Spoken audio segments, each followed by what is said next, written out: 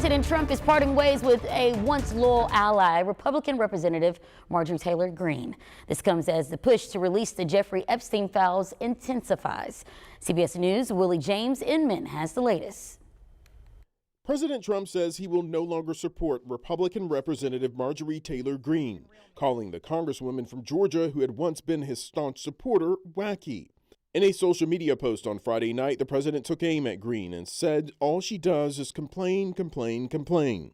Marjorie Taylor Greene is not anyway, she is a very different thinking than I have. Something happened to her over the last period of a month or two where she changed, I think, politically. I think that her constituents aren't going to be happy.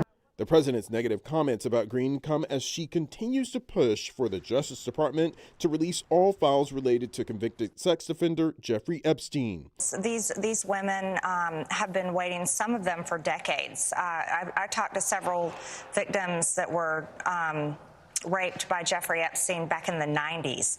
And so this is information that has needed to come out for a very long time. And the American people have demanded it. And so the American people deserve to see transparency from their government.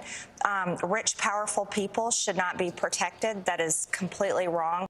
House Speaker Mike Johnson said Wednesday that a bill that calls for the release of all the Justice Department's Jeffrey Epstein case files will be put to a vote next week.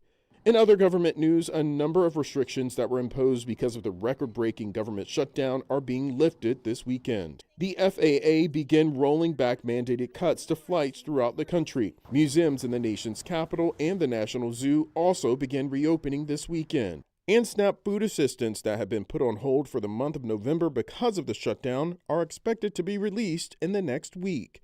Willie James Inman, CBS News, West Palm Beach, Florida.